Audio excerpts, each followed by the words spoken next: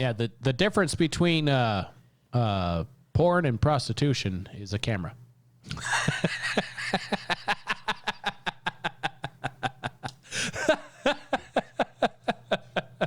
There's an old saying in Tennessee, I know it's in Texas, probably in Tennessee, that says, fool me once, shame on you. If fool me, we can't get fooled again. Yes. We all know what that leads to. Hookers. What kind of bait are you using?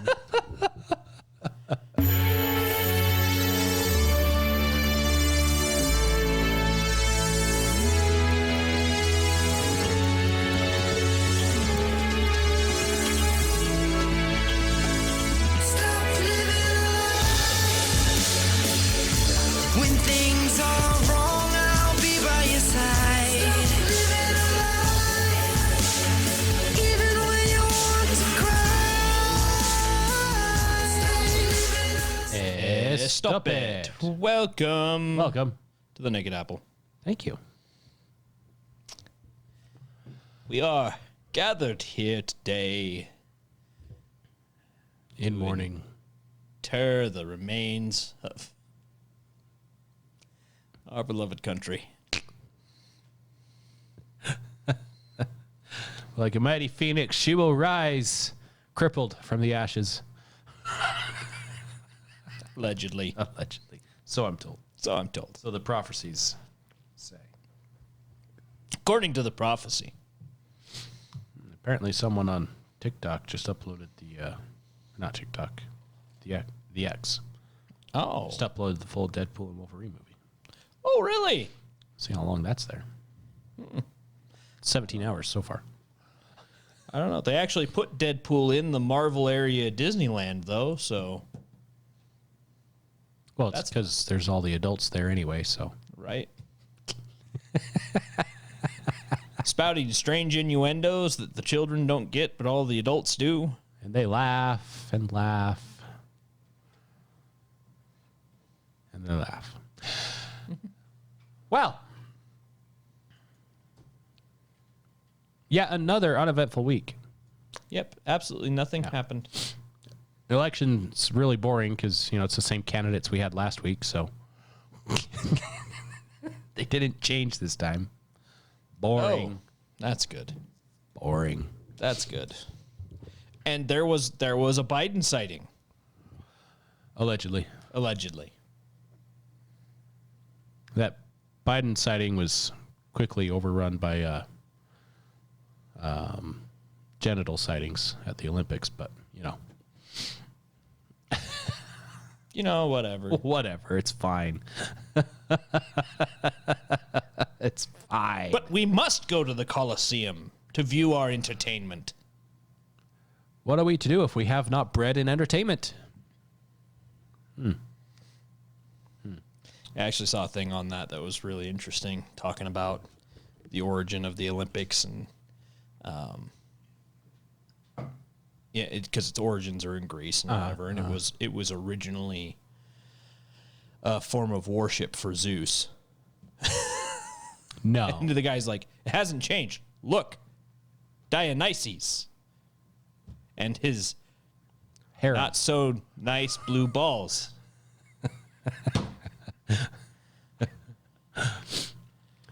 Hey, what's that hanging out the guy's pants right behind the little girl? I don't know. You want some peanuts? No. No. I'll pass on the peanuts. In other news, they introduced a civics class for new voters to teach them things, and they discovered that the answer that most students got wrong is, what are the 3 branches of government? The olive branch. Oh, no. Oh. It's corporations, pedophiles, and the media. Yes. Yeah. Yeah. Everybody knows that. I don't want the government to turn into pedophiles. Pedophile. Well, I guess we should just dive right into our vitamins. Oh, should we? Yes, help us feel better or something. All right. Or something. Because that's what the vitamin That's what vitamin B does for you. It makes you happy. It makes you feel better. Either at your own expense or somebody else's. Yes.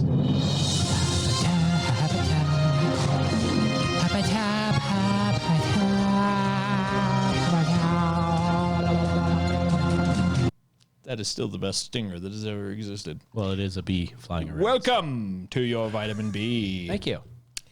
We have the news for you today. The news. Not just Yes. any old hum-dum news, but the news. Yes, you may find on our website a exclusive interview with a woman with microbangs wondering how everyone knows she hates her father. Gosh. It is, in fact, a mystery. My mind was trying to figure out exactly what you were talking about with microbangs, and then you explained the rest of it. I was like, oh. It just kind of comes together, It doesn't clicked. it? It just kind of comes together. In other news, behavioral scientists now believe feminists are always angry because they don't have a man to tell them to calm down. I have a husband. How much steak does he eat? We don't eat steak. We're all vegetarians. Aha. Vegetarian's an old Indian word for bad hunter. In case you didn't know.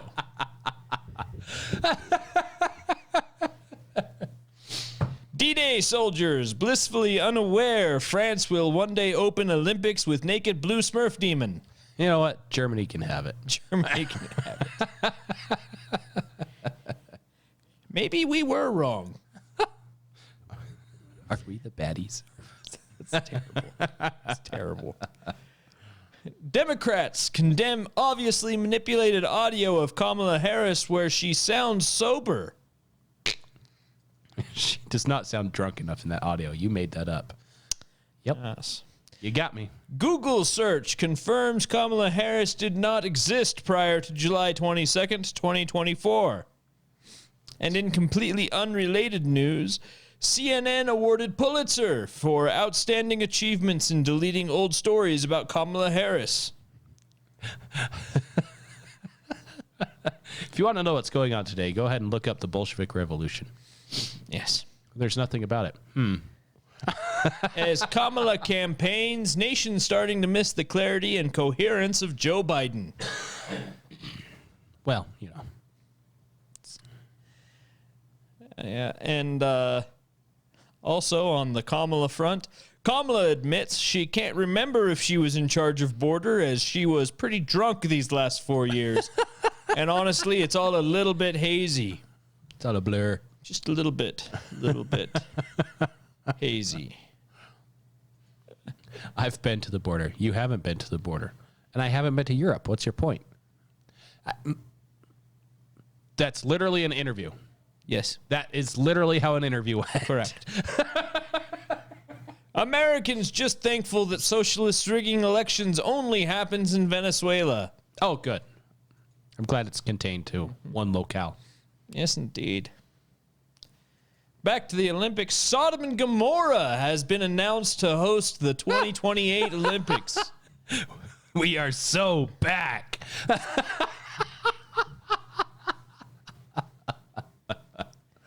And last but not least, a friendly stab at our media overlords.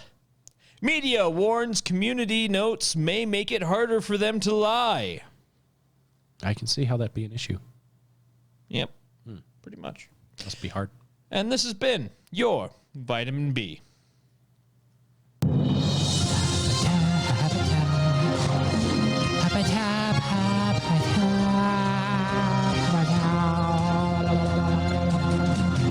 Lovely. Yeah. In every way. Lovely in any way. Yeah. That last one really is a. I thought that was supposed to be a joke. Seems a little too on the nose. I'm guessing that's in reference to Axios trying to say that Kamala Harris is not the borders are, as the community notes linked Axios to Axios, where they say that Kamala Harris is the borders are. Well, it's not their responsibility to report the truth. It's their responsibility to report their truth. That's correct. Which sometimes doesn't really match up with what many people would consider reality. This is my truth. No, that's what you believe. Right, it's my truth. Nah, 'cause there is but one truth. There is truth, and you there either is speak false. it or It you can do either not. be true or it cannot. That's Which is why courts don't rely on the testimony of one person. correct. They rely on the testimony of multiple persons And hard evidence. and hard evidence. And if you don't have hard evidence, you probably shouldn't convict if you're on a jury because testimony is just Hearsay. hearsay. Yeah. All that in an effort to get as close to the truth as possible. Yes. Well, if you feel like you need redemption, maybe not as much as the Paris Olympics, but you're getting there. Redemption Tactical might be the answer for you. They might be. Might be. Give them a gander. Buy some swag. Buy, for these troubling times with debauchery all around and in celebration, you might need a patch with, or a candle. That's what it was. A candle with Saint, dang it, I forgot what it was. Saint Javelin. St. Javelin. Yes.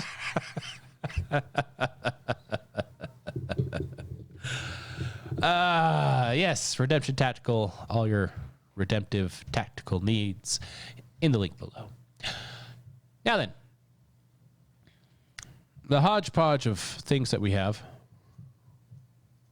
could be summed up in a bit of sound that resonates something like this. Well, pardon me, young man, and excuse the shit out of my goddamn French, but did you just threaten me? Maybe. Especially when we get to the FBI a little later. That was what I was looking at when I pushed that button. What's this? Oh, no. And that and the VA one. Oh, Yes. yeah, that's good fun. That's good fun. But first and foremost, what was hot news until they decided to call J.D. Vance weird to deflect from the obvious lie. As we mentioned, Kamala Harris is the border czar. She was tapped to be the border czar back in 2021 by Joe Biden. And that language is used all across media, all over the place. Kamala Harris heading up border security as Biden's border czar, blah, blah, blah, blah, blah, border czar, border czar, border czar, border czar. Now that she's the presumptive nominee for the Democrat Party, she was never the border czar. Of course not. Why? Well, czar isn't really a thing. No, but it's the language you used because it's an unofficial role that she took on officially. Much like a czar would in ye olde Russia. And are you stepping away from it because the border is secure, or are you stepping away from it because she didn't go to the border or talk to ICE Or do anything. or talk to Border Patrol? In a roundabout way, did not do her job at all. And now there's fentanyl and sex trafficking and child trafficking and trafficking in general across the southern border at uncontrollable rates. So now you're trying to step away from it. Well, in case you haven't seen it yet, Kamala Harris being named the border czar is in the congressional record from 2023. Yes. And this year is 2023? 24. 24. So it's been... So they aren't technically wrong. She was probably removed after this, correct? No. She was still in charge of the border until... Well, she's still in charge. She has not been put in charge of the border. And she's running for president where she will be in charge of the border as part of executive duties. House Resolution 253, March 24th, 2023. Resolution expressing the sense of the House of Representatives that Vice President Kamala Harris should be removed from her position as the head of Biden administration's strategy to address the root causes of migration. Whereas on March 24th, 2021, Vice President Kamala Harris was named, quote, border czar, end quote, in charge of leading efforts to stem migration across the United States-Mexico border. And she visited the border once since President Biden appointed her to lead efforts to stem migration across the United States-Mexico border, whereas border security is national security, and the ongoing influx of migrants poses a significant threat to the public health and safety of our communities, blah, blah, blah, blah, blah. All these numbers are now irrelevant because, well, it's larger now.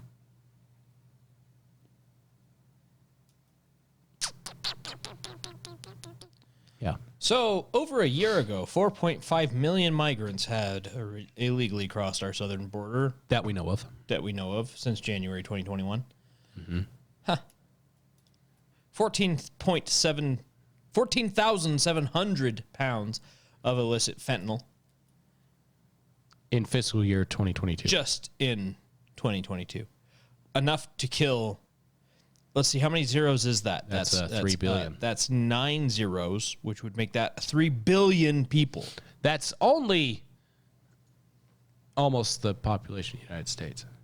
Or is it 6 billion? So half the population of the U.S. Where are we at? Yeah, I think it's, we're 333.3 million. Oh, million people. I was added one too many zeros there.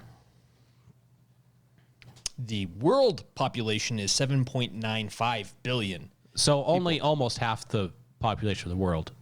That's enough fentanyl to kill almost half the population of the world. And that's probably technically adults, so it most definitely is half the population. Yeah. If it gets into smaller bodies. Like children, for example. Good job, guys. My favorite, though, now is they're trying to push that Republican talking points are false because, and I think we've touched on this before, the talking points are false that crime is going up across the country, and they point to the FBI data. The FBI data says crime rates are going down across the country. Well, yeah, when Biden tells localities that they don't have to report crimes to the FBI anymore, and then they all don't report crimes to the FBI anymore. The FBI now has no data, which means crime rate goes down because of the lack of data.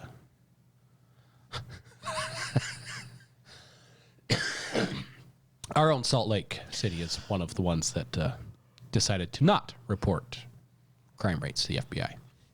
Salt Lake City has received a substantial influx of illegal immigrants, thanks to Joe Biden and governors of New York and other places that don't like the migrants that were sent to them. And, of course, Cox for accepting them.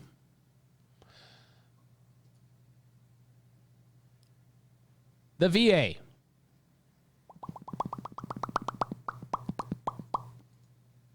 If you are a member of the military or no longer active member of the military, then you understand exactly how useless the VA is. And I apologize that you have been given probably worse than socialized health care to take care of your needs after everything that you've done for us. During a testimony hearing, one of the directors of the VA had let's see if I can pull this up here.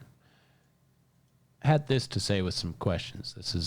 This should be fun. This should be all kinds of capital F fun.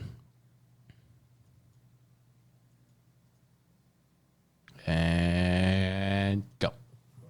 Okay. Thank you very much, Mr. Chair. And thank you to the witnesses for being here today. Mr. Friel, I'm going to start with you. Actually, I'm going to keep most of my questions on you. My questions are going to be about the Veterans Second Amendment Restoration Act and the Safeguarding Veterans Second Amendment Rights Act that Representative Crane is going to be bringing through. Would you agree with me that it's imperative that So he's referencing a couple of bills that are going to be pushed through Congress here in a bit. That basically makes it so if you served in the military, it is ridiculously hard to take your firearms away from you. Good. Especially with all the red flag laws that keep trying to get passed everywhere. They're trying to say, basically calling the bluff of the Democrats of you should have specialized training to have a firearm and all that stuff. Okay, these guys are all military, served in Iraq, weapons of war. They have all the training anyone could ever possibly get. So they should probably be allowed to keep their firearms then, especially since they served the country. Right. So that's the gist of the... I can agree with that statement. Yeah, that's the gist of the laws that he's talking about, is basically making it almost impossible to take military firearms away from them, former military members. Eligible veterans feel comfortable receiving health care from the VA? I would. Thank you very much. As taken directly from the VA's mission, the core values are integrity, commitment, advocacy, respect, and excellence, known as I CARE. Okay, that's taken directly from your mission statement. Do you think referring to veterans who need a fiduciary as mentally incompetent fulfills this mission or makes veterans less likely to pursue care at the VA? So one thing I'd like to clarify, Representative Rosendale, is that VHA does not report individuals to NICS. That is a VBA function. So, Mr. Friel, I know the process. Okay? Stop using someone else as a scapegoat. What I'm trying to find out is, do you think that identifying veterans that request a fiduciary as mentally incompetent builds confidence in them coming to the VA and receiving health care there? When you identify them as mentally incompetent? I do believe, because that mental incompetency decision is based. You do believe that makes them more inclined to come to the VA? Okay. Whoa. Okay, for those of you that don't know what a fiduciary is a person who holds a legal obligation to take care of your best interest. Handle some of your finances. Handle your finances. Stuff. So my financial advisor is a fiduciary. Both of them are fiduciaries. I've hired them to help me manage my money and manage my trust and manage the all of my my holdings. Everything I have and everything that is eventually going to be willed to my daughter, they are helping handle all of that. They advise me on things that I need to do in order to secure that. That's what a fiduciary is. It's not just an end-of-life type thing. Right. Yeah. And it's not something that is just like your mental faculties aren't there and you need somebody to take over. If anything, what he's talking about shows that the veteran has the mental clarity to realize, I need some assistance to help take care of this. Yeah. Because not all of us are great with money. Not all of us are good. And especially if your career is the military. Even if you are good with money, once you get to a certain point, you have, if you're a business owner, if you have a couple of businesses, if you have multiple properties, if you have, X, Y, Z, all of these things, it's really hard to juggle all of that and keep track of, tax deductions you need to do. It starts becoming a full-time job. It does. It becomes a full-time job. And so a fiduciary is someone that you can hire that they have a legal obligation to put your best interest first in their decisions that they make with your property or assets or anything that you have hired them to take care of. Mm-hmm. So the fact that the VA counts a fiduciary as someone being mentally incompetent is just ludicrous. And especially, as I said, with the background, red flag laws, taking firearms away. And he's asking him, you think calling him mentally incompetent is good or bad? I think it's good. It's okay. It gets better. I'm sorry. I don't believe that it does, but if you believe that it does. I do not believe that it sways them in any way because the decision is based off of benefit, not off medical treatment. I just think it's very degrading terminology. That's what I think. And I think if we went around the table here and started talking to the veterans and said, do you feel comfortable? By the way, this committee is headed by, is it Steve Luttrell? Mark Luttrell's brother, Oh, nice. who was also a Navy SEAL himself. But so What I want to know, in front of one of the Luttrell brothers. what I want to know is how many people in that room use fiduciaries as. Are they all members of Congress? Yeah. Then yes. Yeah. I guarantee every one of them has a fiduciary in their employ. So all of them are mentally. Yeah, every one of them would be Incompetent. mentally incompetent according to that definition wording of of the the VA's thing. Yeah. Yeah. And most of them are veterans that are on this panel because that's why they were put there. With the Veterans Administration I'm surprised nobody identifying brought you that as up. mentally incompetent, that you would probably find that most of the veterans find that offensive as well. Does the terminology respect the contributions veterans have made to our country? I believe, sir, that we could probably look at better language than mentally incompetent, but So you would say that it does not recognize the contributions that veterans have made to our country?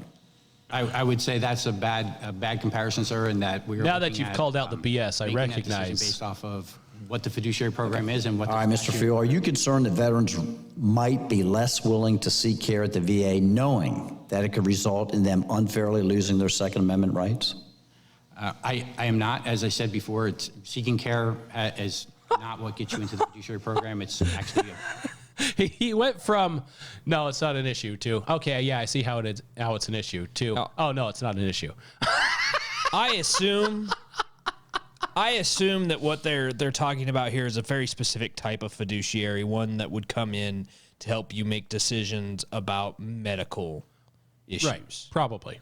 Would be because fiduciary is a very, very broad term. You can hire a fiduciary in That- literally almost anything. That being said, with how the government currently operates, would it shock you at all if you actually read through whatever law that was passed that allows the VA to make whatever broad determinations does not specify the type of fiduciary? Right.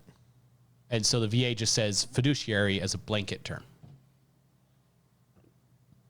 I would not be surprised if that was the case. applying for benefits that put you into that program. The National Academy of Sciences found that 35% of the veterans identify, and I quote, the potential of having their personal firearms taken away as an obstacle to use VA mental health services.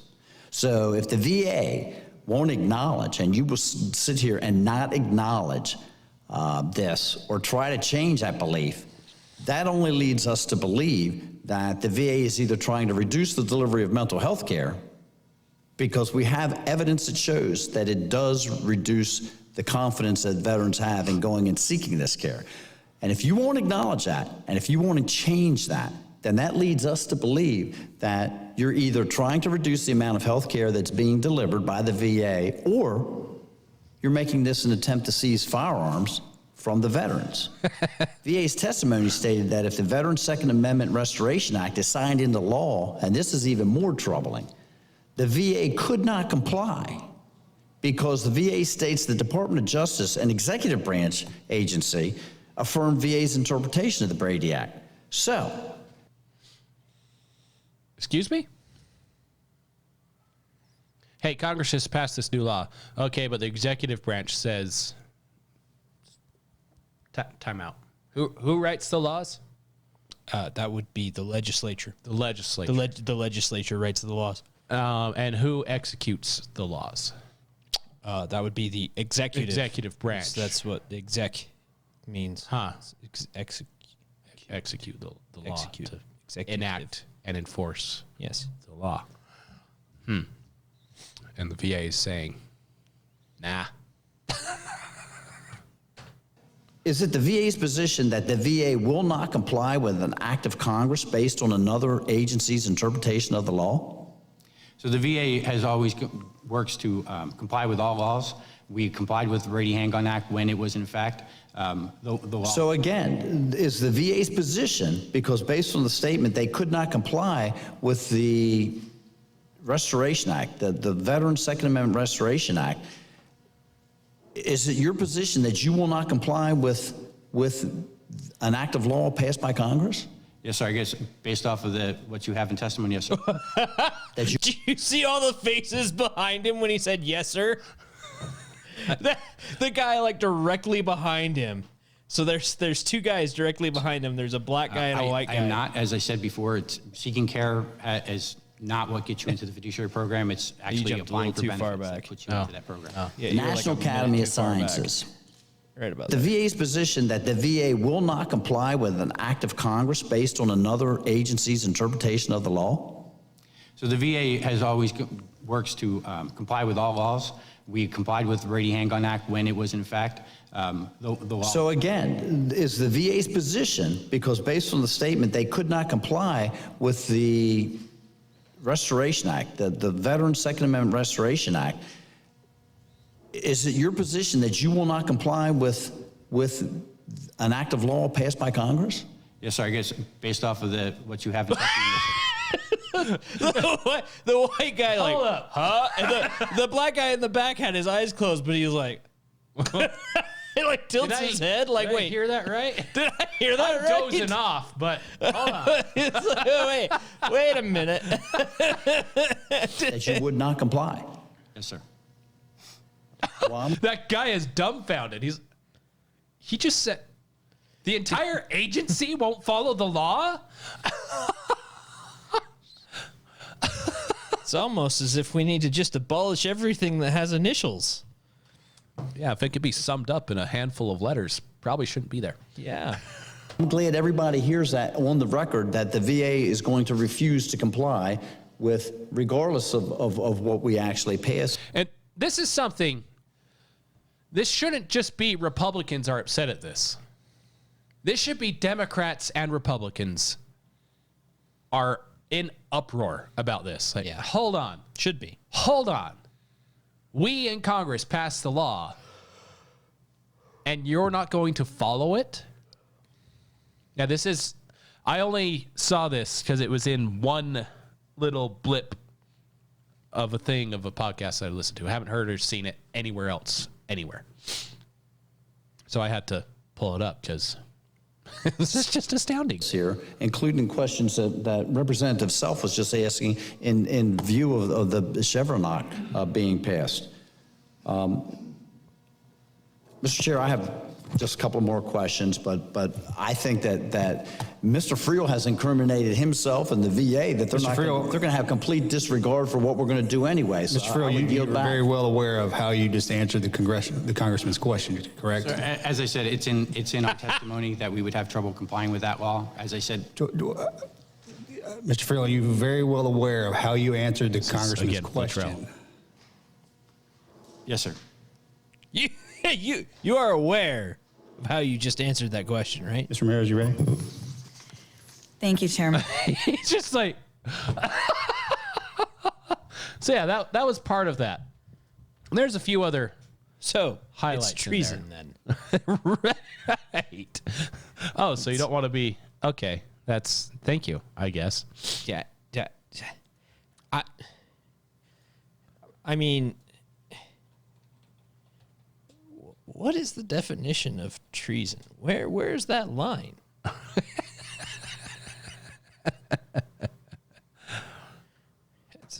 Is it attempting to kill the sovereign or overthrow the government, betraying one's country?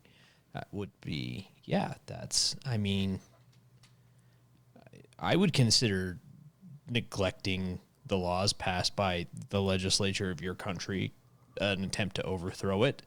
I think that falls in that line. Yeah. So later on in the hearing, Mr. Crane asked that same guy, Friel, just some follow-up questions, and After his responses, Crane says, the problem is we're talking about veterans' rights and due process and the right to bear and keep arms, another constitutional premise. But you're willing to do what your boss tells you to do, even if it violates their rights.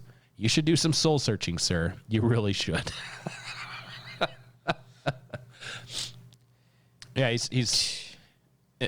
they kept going back and forth.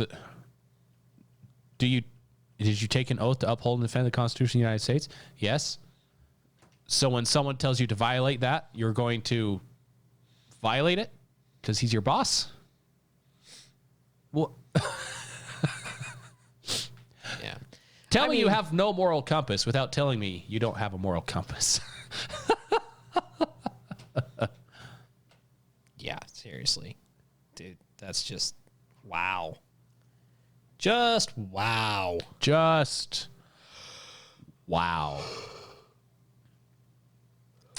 Speaking of just wow, Secret Service, they're back.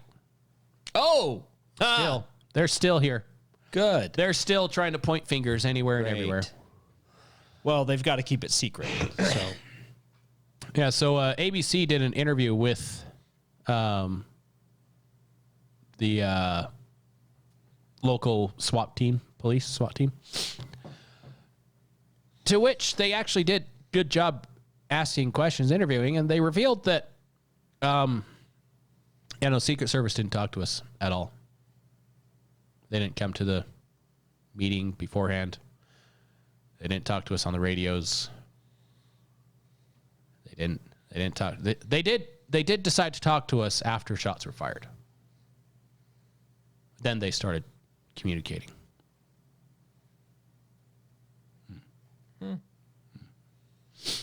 Senator Ron Johnson, local law enforcement provided radios to U.S. Secret Service for cross-agency coordination during the July 13th Donald J. Trump rally in Butler, Pennsylvania, but the Secret Service never used them.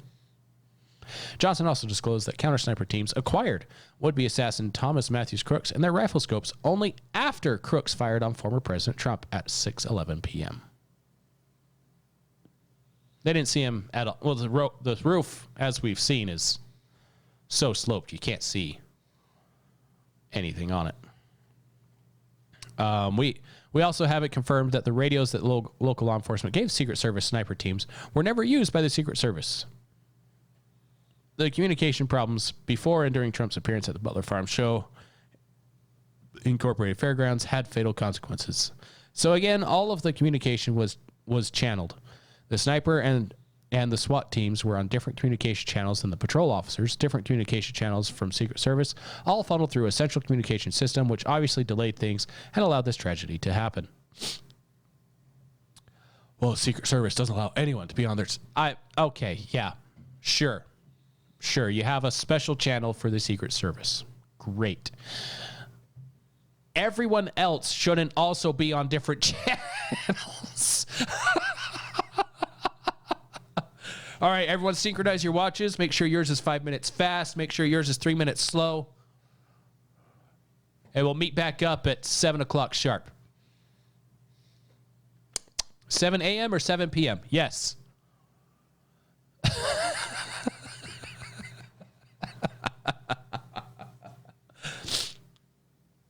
It's essentially what they did.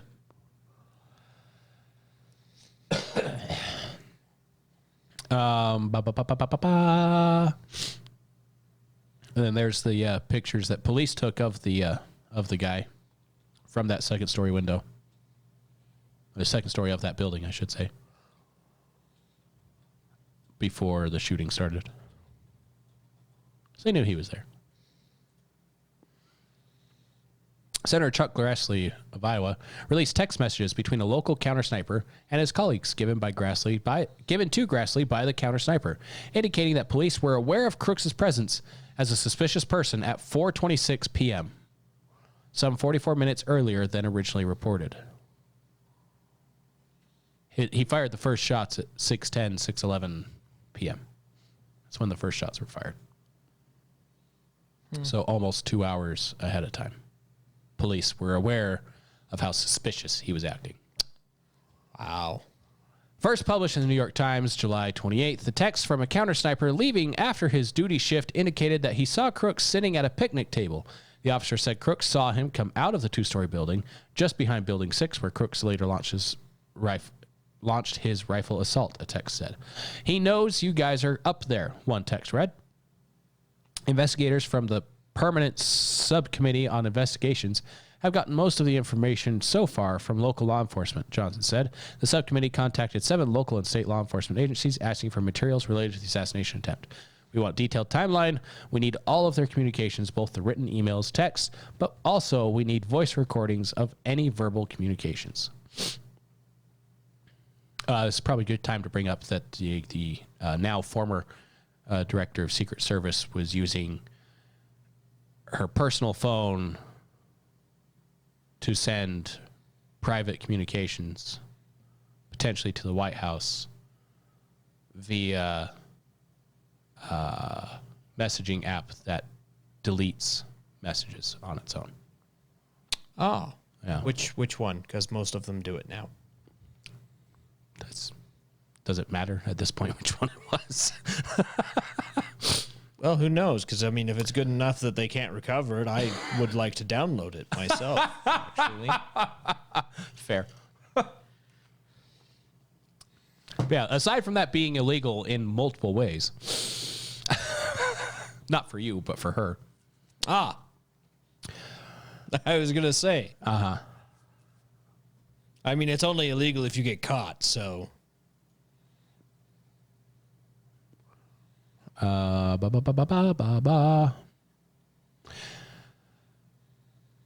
There is virtually no coordination between the Secret Service and local law enforcement on July 13th, according to a source with direct knowledge of the rally timeline who spoke to Blaze News on the condition of anonymity. Some Secret Service operators were distracted during the key minutes leading up to the shooting, the source said. They did not have briefings, rehearsals, or contingency discussions. No all-hands-on-deck briefings. Huh. Seems like that's something that you should have in a security detail. You would think. No matter who the VIP is that you are securing.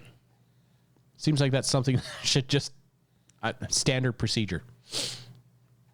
Also, many of the surveillance teams were on their phones, texting and scrolling when the shots were fired, while guys from the counter assault team and counter sniper team standing post were doing their jobs. If those phone records can be subpoenaed, you'll be able to learn who wasn't paying attention. Uh-oh. The source previously said counter sniper teams had Crooks in their scopes before the shooting, but had to deconflict via radio to make sure they were not firing on a police officer. The police counter sniper team saw him, had him in their sights, but wanted to deconflict before they fired because that roof was supposed to have a counter sniper team on it, the source said. The whole plan and pre-briefing all got messed up once the event started, so it was a cluster before that assassin showed up. So there you go. Jeez.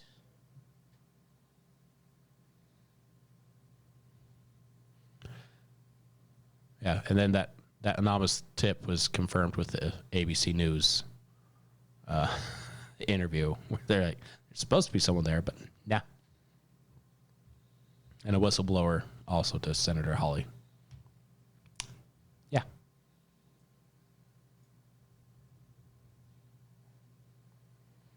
My mind's just blown that, like, if the stuff isn't within driving distance of DC, they don't send anybody? Right. Like, what? What? What? Why? This is literally your job. Yeah. Also, so last week, we kind of joked, but not, about the whole Gretchen Whitmer thing. Oh, yes. FBI. The FBI likes to frame conservatives for the crimes that they do against. Of course. They people. do, yes. Well, turns out, this guy, well, he had the shirt from the Demolition Ranch shirt that he has, or something like that. Something like that, yeah. He's registered Republican. Well, turns turns out they found that he did have a small social media presence on Gab, of all things. That's wow. There are people that use Gab? We do. We do? We have one follower on Gab. Hello, whoever you are.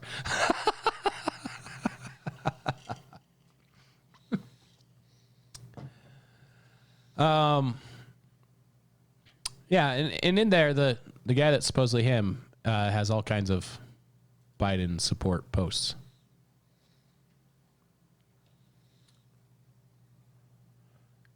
And just a few hours ago in a hearing, see if I can pull this up over here. This was the Secret Service answering some questions about that to Congress. You had mentioned a social media account that espoused anti-immigrant, anti-Semitic views, but you did not say what platform that was on and what the username was. And this is Crooks that we're discussing. Yes, Senator, that's correct. I didn't want to comment on it because we haven't fully confirmed yet, and I thought that as soon as we confirm and certify, Would I you will supply provide that? to you. And Absolutely. also the age at which he had those feelings. And then we understand that the Gab account is pro-immigration, pro-lockdown, leftist views. Is that accurate? I haven't seen it directly, but I believe from what I've been told that is accurate. With the Gab account, we're also, though that's been publicly revealed through the CIO and other things, we're still working to certify and verify that that's his account also. But it does have differing points of view, it would appear. Okay. And what age and how fresh is that Gab account? The Gab account, based on my recollection, the comments in there or the messaging is from about 2021, I believe. Okay. And the other preceded that? Maybe he was age 14? Yes, Senator. The other account that we talked about was in the 2019-2020 timeframe, so it would have been in the couple years right before the Gab Right messaging. before that. So he was radicalized sometime after he was 14 years old. Huh.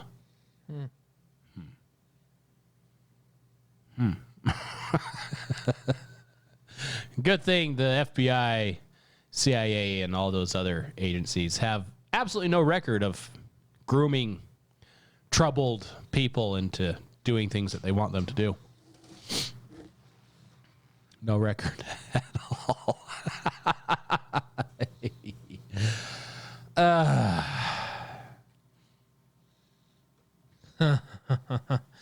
Did you see Gab's actual post about it?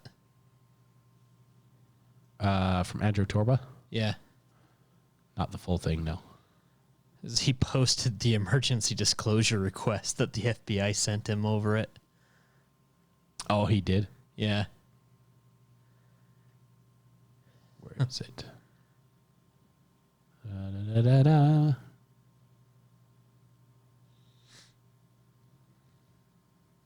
Is it that X link? Is that what it is? Oh, I'm on actual Gab. Oh, you're on actual Gab. Yes. Huh. Lovely.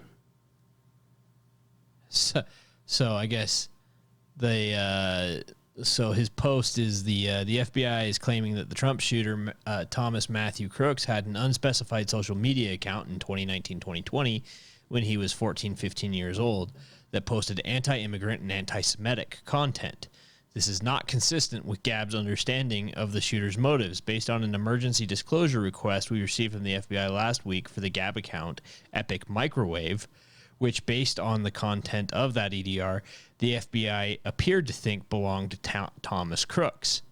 Many, particularly regime media reporters, have doubted Gab's claims that this request existed. Normally, we don't confirm the existence of content of law enforcement communications. In this instance, we had to make an exception due to the overwhelming public interest in disclosure and transparency. It's fair. As a courtesy to law enforcement, we are not going to post the entire request. This is the first page of that request. The story is this. The account for which data was requested was unequivocally pro-Biden and in particularly pro-Biden's immigration policy. To the best of Gab's knowledge as of 2021, Crooks was a pro-lockdown, pro-immigration, left-wing Joe Biden supporter. And then he posts the letter, which has the tracking numbers and addresses and some of the personal information redacted, but it's just that first page. Says on 7/13/2024, Thomas Matthew Crooks traveled to the Butler Farm Show located at 625 Evans City Road, Butler, Pennsylvania, 16001, and attempted to assassinate former President of the United States, Donald J. Trump. In doing so, Crooks fatally shot one identified victim and critically wounded two others. Crooks left behind two potential explosive devices in his vehicle located near the farm show and an additional potential explosive device at his residence. FBI investigative efforts identified several emails, telephones, and one possible Gab account associated with Crooks. This emergency disclosure request is being submitted to identify any co-conspirators. For the time period from the inception of the account to the present, please provide the following records and information for all Google accounts associated with the following email addresses and or user identification numbers, username Epic Microwave, and then a bunch of redacted information. So they only mention Gab. They don't mention any other social media. No. Yeah, they don't even say that there's other social media accounts in their request to Gab. But they do mention multiple emails and stuff. That's interesting. Yeah. Apparently, though, after sharing the possible Crooks account information, Torba said July 26th that Gab's credit card processing system came under attack by the regime 48 hours after we broke the story. We are in danger of losing our ability to process online payments. Again, please pray that we are able to sort it out. Huh. Yeah. Huh. So they process incriminating information against the FBI and other alphabet soup agencies. And then suddenly they're attacked with their credit processing system. Interesting. Curious. Curious how that works. Won't watch it, but there's a link of 9.5 minutes of video starting at 5:00 p.m. And it's some cuts of the hour up to the shooting, where a guy recorded that police were all over that building before the shots were fired, trying to find him as he was just sitting on top of the roof. Jeez. And at the end of the video, he states, let's see. Oh. Violent crime never happens in the UK. Never? Never. Well, yeah, they banned firearms, so there's no violent crime that can happen there ever. Breaking news. There is currently a violent crowd in, what is this, Southport in the UK? Yeah, Southport in the UK. Because a man stabbed 3 little girls and killed them. A man? Allegedly. Gender assumptions aside, do we have a description of the man and so we can hunt him down, make sure? No, but the prime minister is condemning the thuggery of the crowd. What a racist, calling him a thug. No, not the person that stabbed. Oh, the thuggery of the crowd. The thuggery of the crowd, of the mob that is formed. He also allegedly stabbed 10 other people that survived his stabbing. Oh. Those dang white oppressive people and their stabbings. Yeah. Yes, because a a stabbing of 13 people in broad daylight in the middle of town is, so much better than anything else that ever happens. Much better. But what about the children? What about the children? You mean if we could just save one life? Three children dead. So now we need to take away if the knives. UK didn't back off with their knife ban, this never would have happened. Because they banned the guns, and then there were tons of stabbing. So they banned knives. And people were like, we kind of need knives to cut food.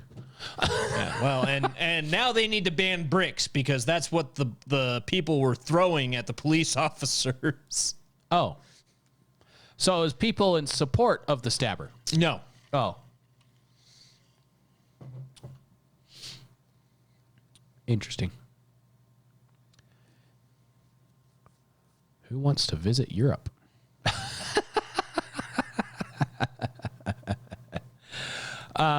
6, 7, and 9 are the ages of the 3 children that died. It's horrible. In the stabbing. That is absolutely atrocious. Heart goes out to all the families there. Joking and everything else aside, that's a travesty. Yeah.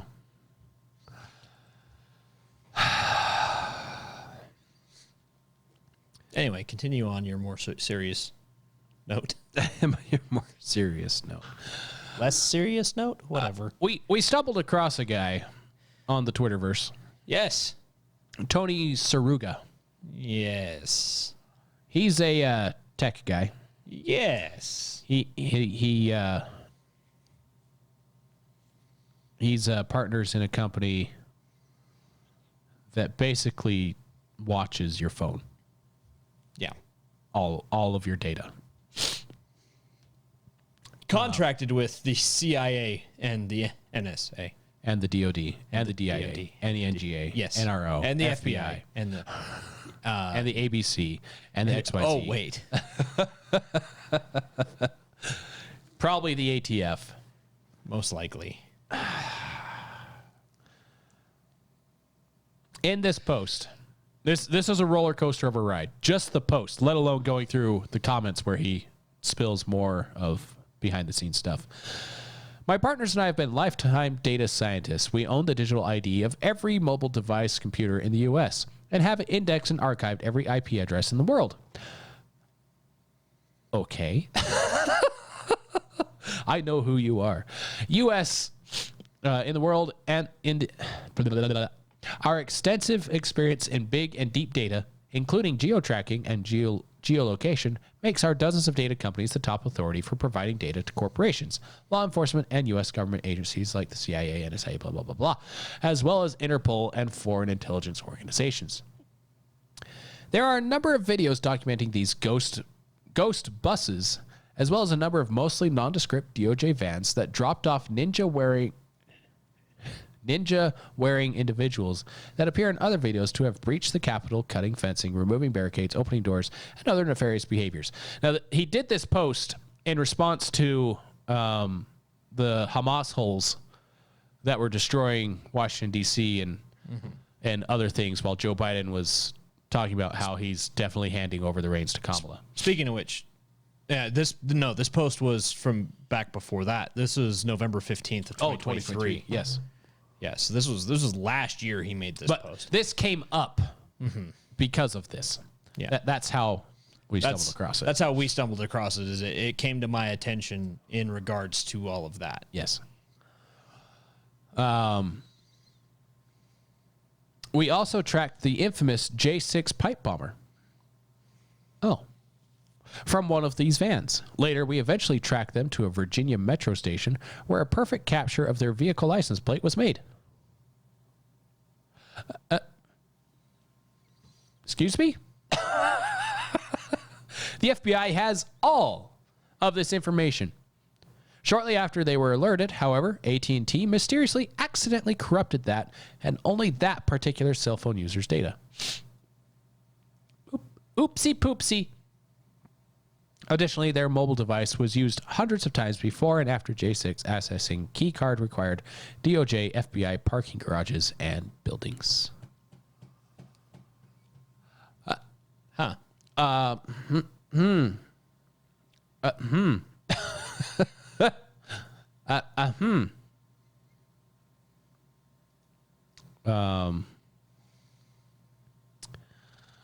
Yeah.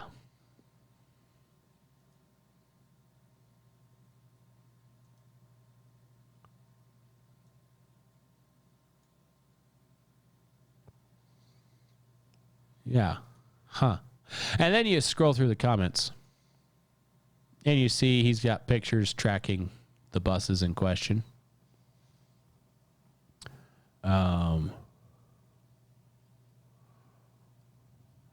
Commenting on someone sharing a video of Antifa getting off of buses, and he clarifies that this was from back in Minnesota, 2020.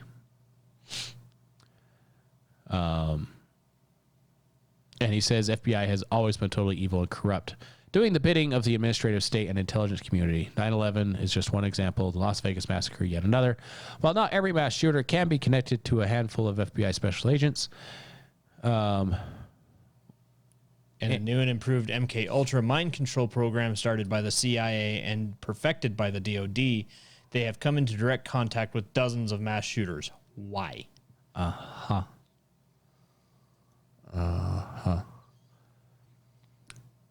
And someone shared a video of January 6th,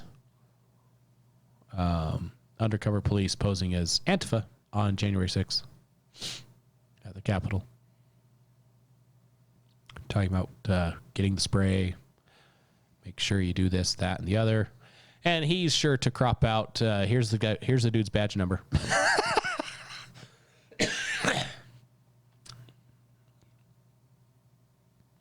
Yeah.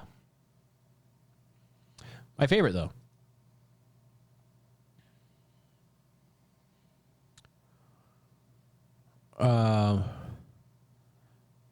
He says, does anyone know where Jade Parker is? And for the record, we have not appended the J6 pipe bomber cell phone to reveal the owner's personal information. That would be illegal. We've only tracked the cell phone's location leading up to and after January 6th. We only know everything about him. We have not told you who he is. Has anyone seen Jade Parker? It's a link to... see if it loads. There it goes. U.S. counter-terror operator vanishes after claiming... to identify the January 6th pipe bomber. Jade Parker. She said, I have a very good idea who the unidentified January 6th bomber and affiliated network. I haven't given the name to anyone. I want Upchurch and her red cell to run it down and get full credit in an official professional capacity, if I'm right.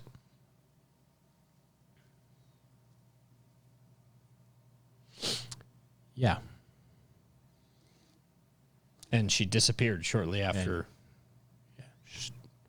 Disappeared shortly after that, and this Tony Saruga guy is saying, we know everything about him, where he's been, and he used his phone and stuff to get into and out of FBI, CIA buildings.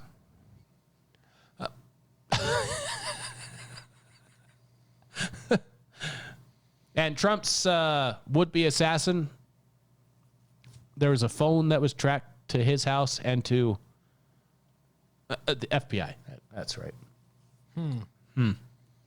Gretchen Whitmer kidnapping was all the guys were found guilty except for, all of them that weren't FBI. The 3 guys that were FBI and the 6 guys that were FBI. Oh.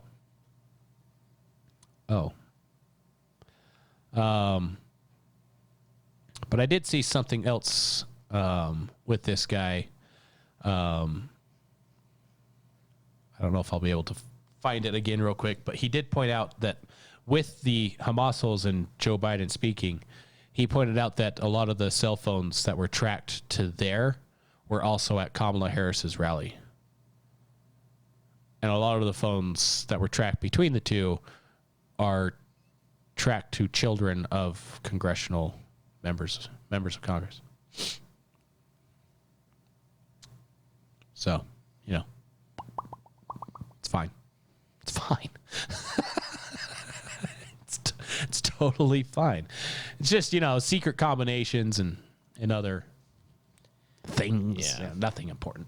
And take it as you will with a grain of salt, because people can say whatever they want unless they show you the receipts. You never know for yourself for sure.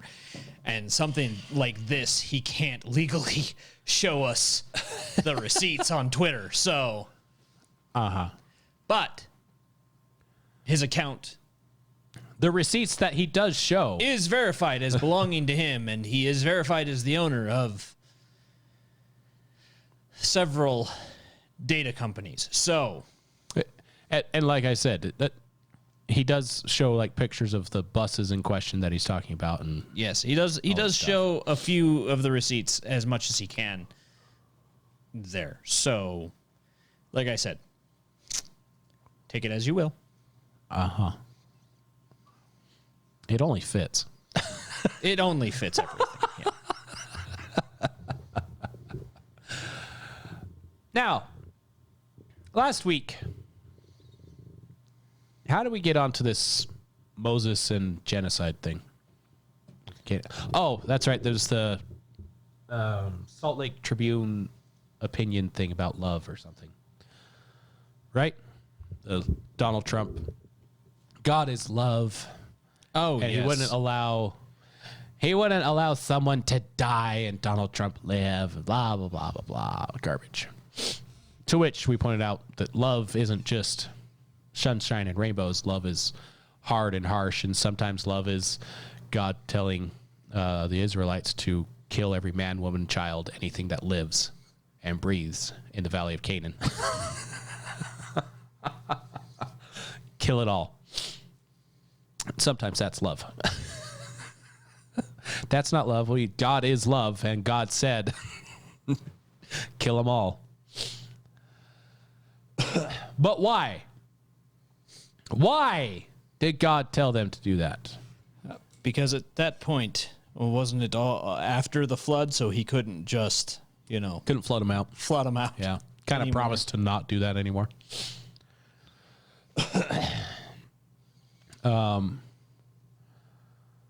Yeah, and so in Deuteronomy 20 is where God commands the Israelites to commit genocide in the Valley of Canaan. everything you see there, make it not there anymore. Now, to clarify, the standard procedure for battling a city was first to accept terms of peace. If the terms were accepted, the people of that city lived and became subservient to Israel. If the terms were rejected, the city was besieged and the men were killed, but the women and children were spared. Attacking a city within Canaan called for different rules and represented an exception to this standard. Why?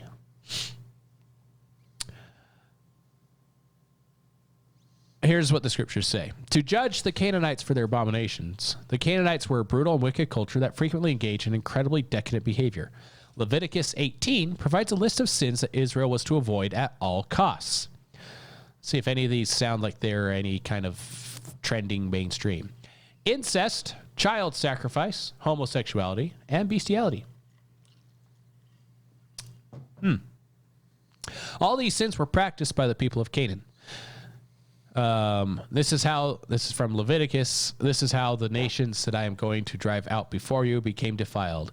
Even the land was defiled, so I punished it for its sin, and the land vomited out its inhabitants. All these things were done by the people who lived in the land before you, and the land became defiled.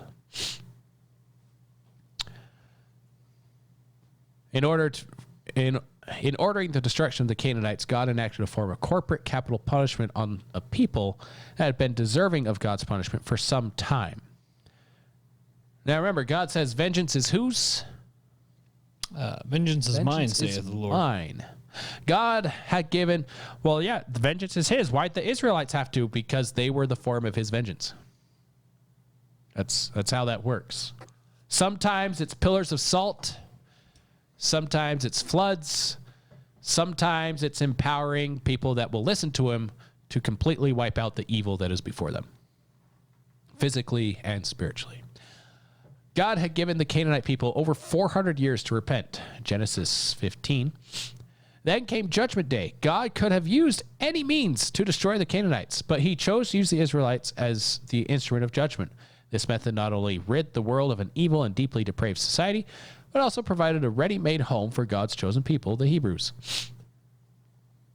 I do not like the translation of the Bible that they use. No, it's wrong. It's wrong. It's not even new international version, is it? I have no idea what version it is, but it's like they tried to translate the translation and did it poorly. Because it's not at all what the scriptures say. It's not even entertaining like bubonics. Yeah. The bubonic Bible. Yeah. Bubonic. Yeah, it's just wrong.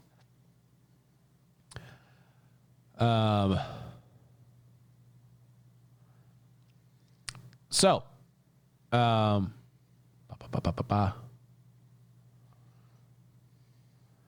stave off idolatry and compromise, in Deuteronomy 20, immediately after God commanded that the Canaanites be completely wiped out, God gave the reason. Otherwise, they will teach you to follow all the detestable things they do in worshiping their gods, and you will sin against the Lord your God.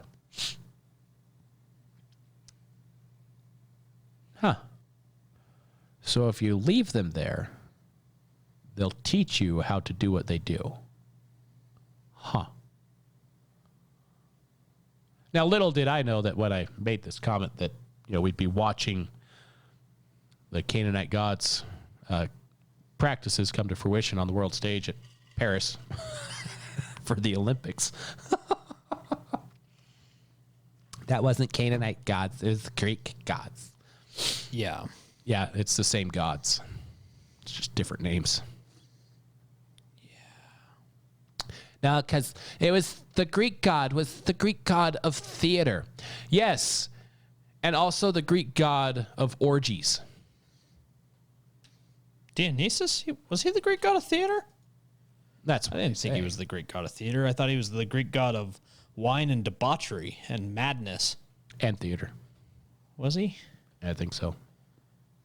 At least that's the excuse I've been told. Dionysus.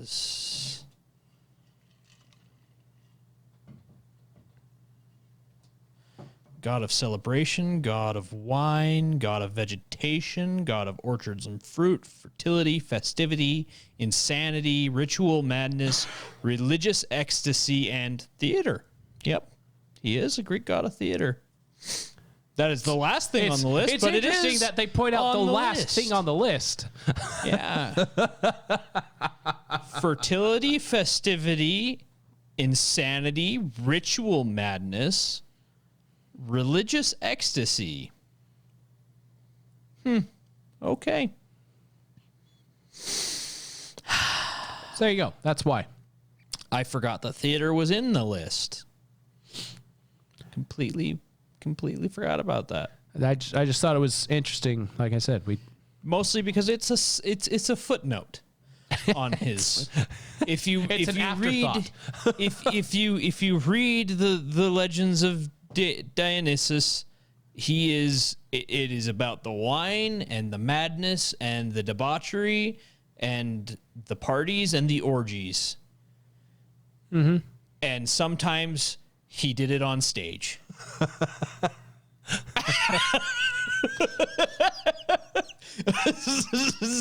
That's why he's also a god of theater.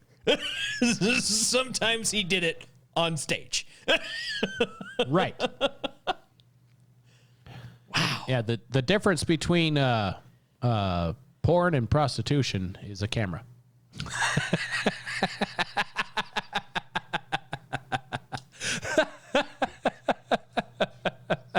There's an old saying in Tennessee, I know it's in Texas, probably in Tennessee, that says, fool me once, shame on you. If fool me, we can't get fooled again. Yes. We all know what that leads to. Hookers. What kind of bait are you using? Yeah. Wow. Yeah. So that's their defense when they mocked the Last Supper. No, it was the Feast of Dionysus. He's the god of theater. And apparently everything else. Depraved. That fits. That's your defense, is to, no, we're not mocking that. We're just having an orgy on stage.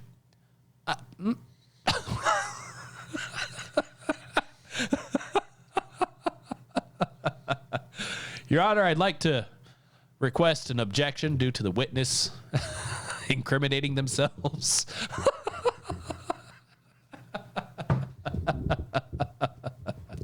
Yeah, the funny, what they don't mention is that the Feast of Dionysus was essentially like Carnival. Like, whatever the worst is of Carnival that you may or may not know of, this was worse. Yeah. The Dionysus. It's like Carnival meets. They weren't even dressed up like feathery birds. What's the Sundance or whatever theater movie thing that they do every year? Oh, up here in festival, yeah, Park City, yeah. It's like Carnival meets that. Is all the world's a stage. Between 3 and 5 days of plays and debauchery. Sometimes at the same time. Yes. There's an overlap. So, yeah. So, yeah, and then there's all the defenses now of they're so proud of what they've done that the International Olympic Committee has pulled down the videos of the opening ceremonies. Almost as if the Christians were right. It's not mocking Christianity. Well, you only had the Last Supper before Dionysus descended from above. And then you had the pale horse riding across the water with a rider. Last I remember, pale horse represents death. In Revelations, I am become death. Yeah. Yeah. And then, well, I mean, yeah, it's the Festival of Dionysus. Still, it was highlighted with rituals and sacrifices, and it was showing all of French culture. Yes, with beheaded Marie Antoinette singing with flaming. All of French culture? Yeah. Well, the painting Feast of Dionysus was done by a Frenchman. That's why. It's last time I checked, I didn't think that France and Greece were the same country.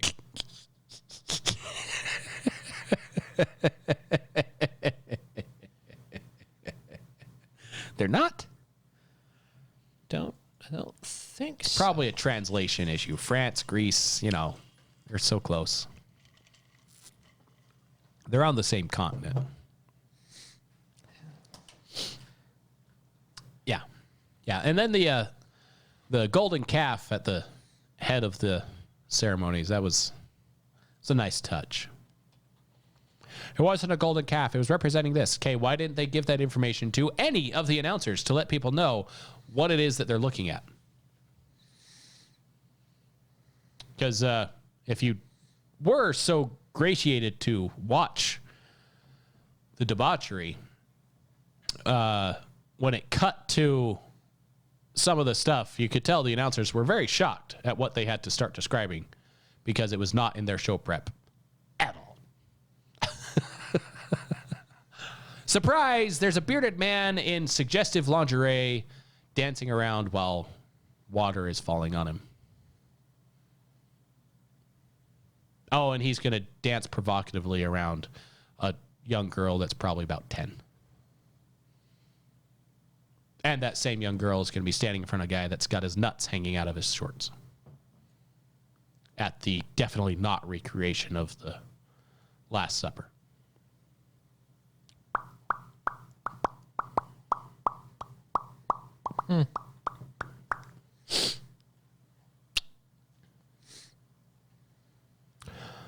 So I'm going to tie all of that into a nice, beautiful bow by going again to the Book of Mormon. This is week 2. It's almost as if everything I'm reading here relates to today. Almost. Uncomfortably relates. Almost as if. It was written for our time? Almost. Almost as if that. Now, some backstory here. This is a ancient people that lived here before the Nephites and Lamanites that we mentioned before. Their record has been translated and is being shared with the world. And they get to the Promised Land, the Americas, and they do kind of the thing that you read all about before reading this translation of they're following God, they build a nice kingdom, they get nice and rich and wealthy, and then someone decides, I want the kingdom. Chapter are you going to? 8. Ether 8. Yes. And someone decides, I want the kingdom, so I'm going to steal it from my family. How am I going to steal it? Well, I'm going to basically take up arms against anyone who won't agree with me. And so they go back and forth and back and forth and back and forth, blah, blah, blah, lots of times. And they get to the point where one of them, Jared, became exceedingly sorrowful because of the loss of his kingdom, for he had set his heart upon the kingdom and upon the glory of the world. He was supposed to be in charge, but he lost it all. Now the daughter of Jared, being exceedingly expert, and seeing the sorrows of her father, thought to devise a plan whereby she could redeem the kingdom unto her father. So she suggests to her father that, hey, what if we get all the people that think that you're cool? Let's get all of us together and I'll dance before the king. Or I'll dance in front of one of our powerful friends. And he'll want to be my wife, and then you can say... He'll want to be her wife, huh? Well, yes. He'll want her to be his wife, yes. Yes. And you can say to him that this arrangement can be made if you bring me the head of the king, who is my father. Oh.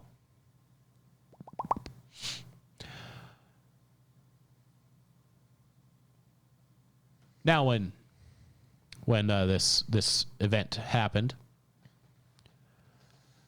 Achish is the guy, gathered in unto the house of Jared all his kinsfolk, and said unto them, Will ye swear unto me that you will be faithful unto me in the things which I shall desire of you?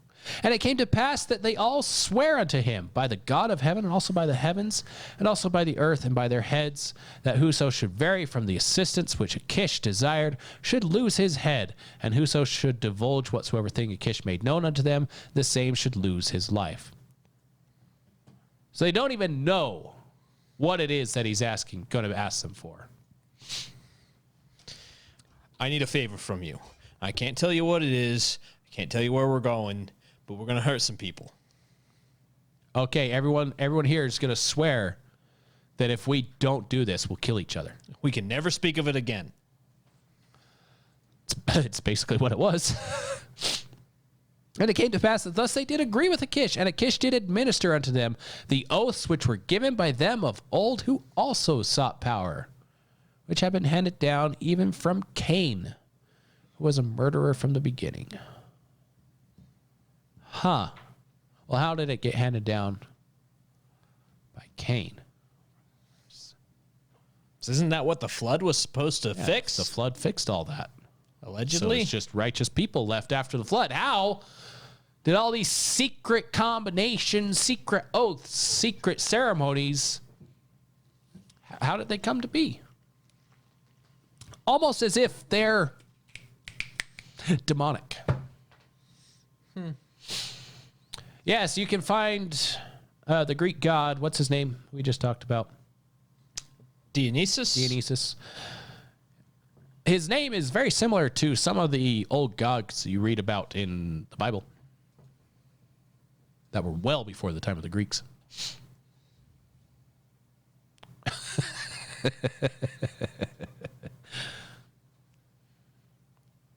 Where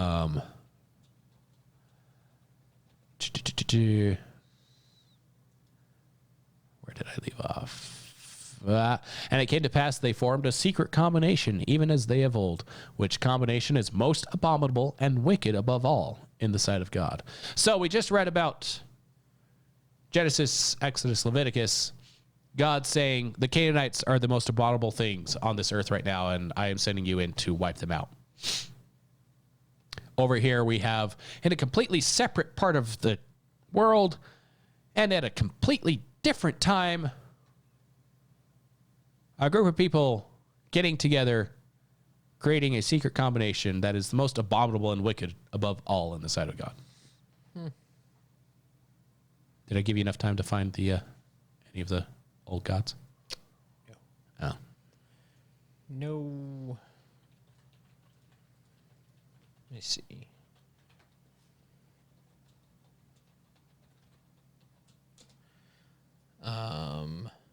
So the Canaanite gods were Asherah, Baal, Chemosh, El,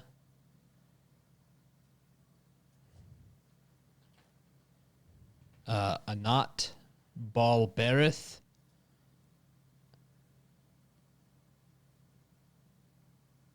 and Adonai. Dagon. Dagon is another one. Yeah, and you look at who they were and what they stood for, you'll find a lot of similarities with them and Greek, Roman, Taoist, all of them, all of them.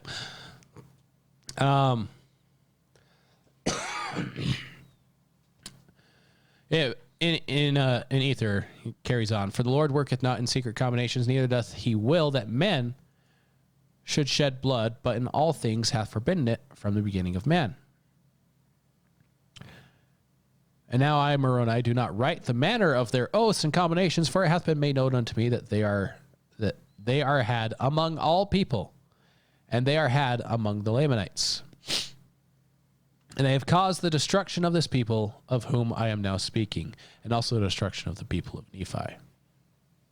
And whatsoever nation shall uphold such secret combinations to get power and gain, until they shall spread over the nation, behold, they shall be destroyed. For the Lord will not suffer that the blood of his saints, which shall be shed by them, shall always cry unto him from the ground for vengeance upon them, and yet he avenged them not. Wherefore, O ye Gentiles, who are the Gentiles? Everybody that wasn't of Jewish descent, Hebrew. It is wisdom in God that these things should be shown unto you, that thereby you may repent of your sins and suffer not that these murderous combinations shall get above you, which are built up to get power and gain, and the work, yea, even the work of destruction come upon you. Yea, even the sword of the justice of the eternal God shall fall upon you to your overthrow and destruction, if ye shall suffer these things to be.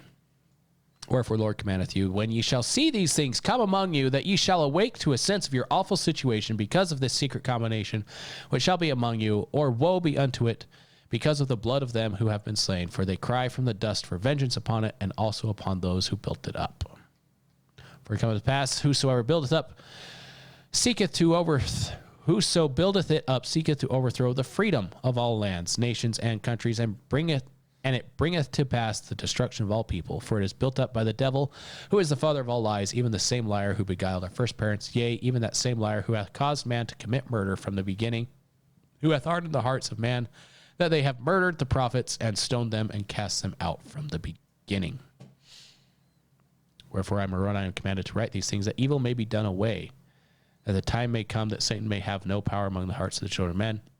They may be persuaded to do good continually, that they may come unto the fountain of all righteousness and be saved. Yeah. Yeah, and it's interesting, as he mentions, it led to the destruction of these people, the Jaredites, and the Nephites. And as you read on towards the end of the Book of Mormon, you find letters between Mormon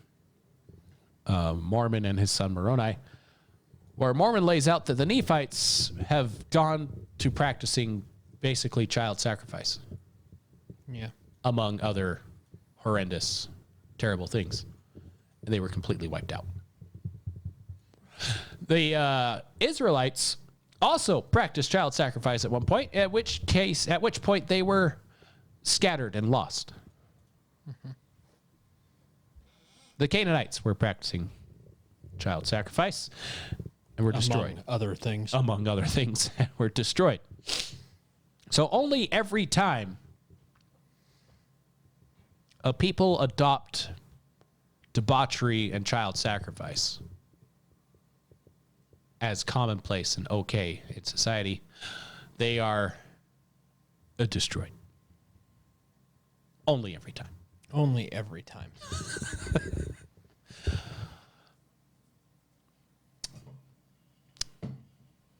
It's almost like a pattern. Almost like that. Almost as if it's the most abominable thing in the sight of God is to defile a child of their innocence. Yeah.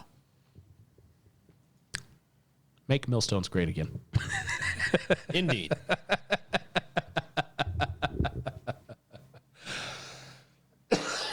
There you go. There's your Sunday school. Any thoughts? Comments? No, I think you covered it pretty well. I think you covered it pretty well. Children are in the corner rocking back and forth, terrified. Make him stop talking.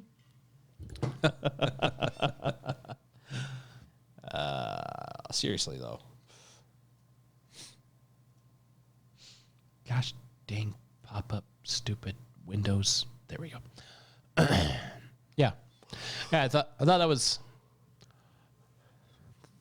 was curious having this was my morning reading listening on the way to work was chapter 8 of Ether. Oh. And then what a lovely morning study. right? After the whole genocide of the Canaanites thing. Yeah. Yeah. Yeah, one of my favorite Old Testament prophets is Eliha Earthscorcher. Elijah. Yes. But he came into the picture when the priests of Baal were trying to get everyone to sacrifice their children to end the drought. That's when he challenged them.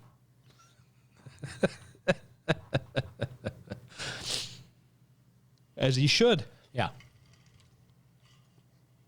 And then mocked them mercilessly when their God did not hear them. As he should. As he should. And of course, part of what makes that so fun is its connection to the modern time with Joseph Smith when he was confronted by some religious types that said they can perform miracles too. He said, okay, go ahead. He said, yeah, sure you can. Anyone can perform miracles. Go ahead. And they started dancing around and hooping and hollering and all this stuff. And he said, so your God must not hear you. Are you prophets of Baal? Do you wish to cut yourselves? Sounds about right. He then had him over for dinner afterwards. Well.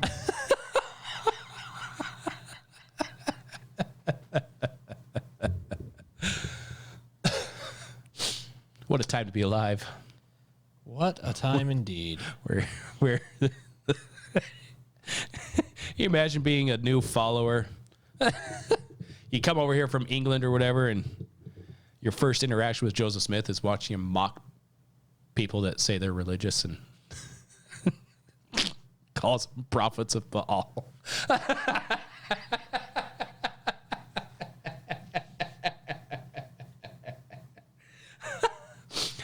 Yeah. That's Joseph Smith. That's Joseph. That's the prophet of God. Yeah. Yep. One and only. Yeah. Well, Elijah was very much that way his entire ministry, though. Oh, yes. Wasn't it Elijah that the kids were making fun of him, saying, "Go up, thou bald head," making fun of his baldness? And he has somehow sends a couple of bears to go maul the kids. Like, that's morbid. He had a zero tolerance for making fun of prophets of God, but all the tolerance for mocking any other god.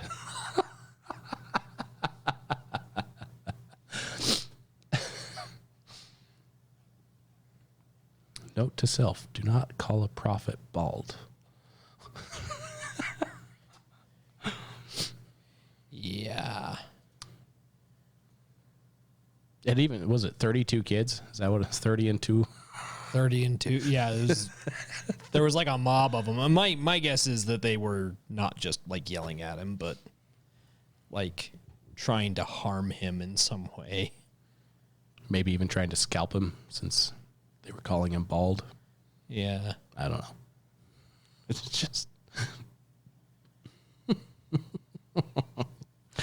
Anyway. Fun stories that you can find in the Old Testament. Oh, so fun. The funnest.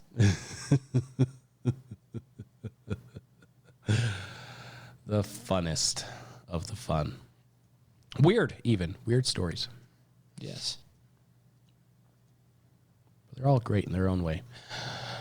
Like, subscribe, share, comment, all those things and fun stuff and what have you. And with all that, Galatians 4:16. Bye. Did you make an outro clip yet? Of course not. Do we have an outro clip? Do we even have an outro clip? Does one exist? Just waiting. Just waiting for it. For an outro. A whole new outro. It's terrible. A dazzling scene that hardly anyone sees. All right, I'm going to cut you off. What's even better is this is at the end. Yes, it's the best. They still won't know what's going on. Sweet cherry on top. Sweet cherry on top. Red means go. He pushed it. I did push it. Push it real good. Shit, real good. Aluminum foil. He's got the clap and he's giving it to you. That is still by far one of my favorite Weird Al songs. Oh, the one. Hey. Aluminum foil.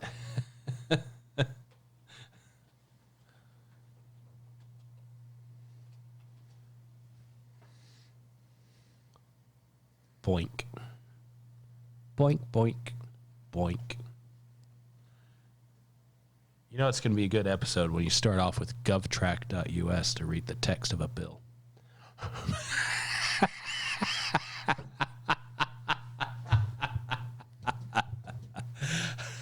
Step into the halls of the Library of Congress.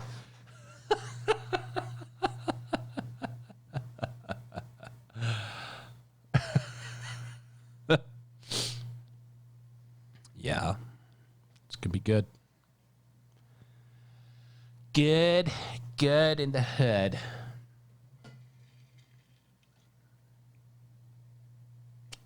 Yep. It's all good. All swell.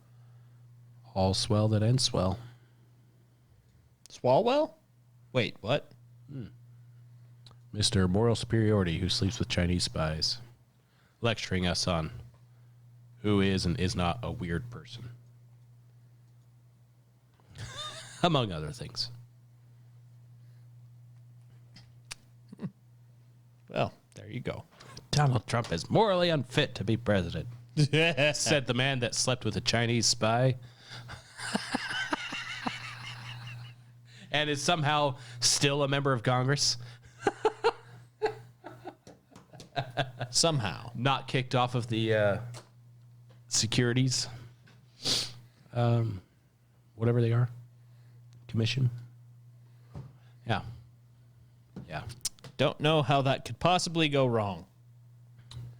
Well, they did fly a balloon rather deep into our airspace, so. I mean, deep is relative. We allowed it. We had to know just how far they would go. We needed to know their capabilities, because you didn't already. That's my story, and I'm sticking to it. If you don't believe these lies are true, ask the blind man. He saw it too. Yes, precisely. Yep. That show we were watching, it's called Ghosts. Mm-hmm. So it's all about like this woman inherits this like old family house from these relatives she didn't even know she had that passed away. And her fiance go to check out the house, and she falls down the stairs and hits her head. And when she wakes up, she can see ghosts. And she realizes the house is haunted with all these people that have died on the property through the centuries. Uh-huh. Oh, whatever. And it's just lots of like really funny little things. But they're trying to get her to do things for them so that they can like cross over. But they don't call it crossing over. So when they cross over, this light comes down and sucks them up into the air. Uh-huh. So they call it getting sucked off. I mean, it's the description. Right. All right. It's really kind of a funny show. It's got this old colonial dude in it that was a commander in the rebel army in the Revolutionary War. Right. And all the time he's like a great military leader who oversaw the taking of whatever fort. And the Native American guy's like, you called a retreat before the first shot. Yes, but we live to fight another day. And then you died 2 weeks later of dysentery. Semantics. Never dysentery. Never dysentery.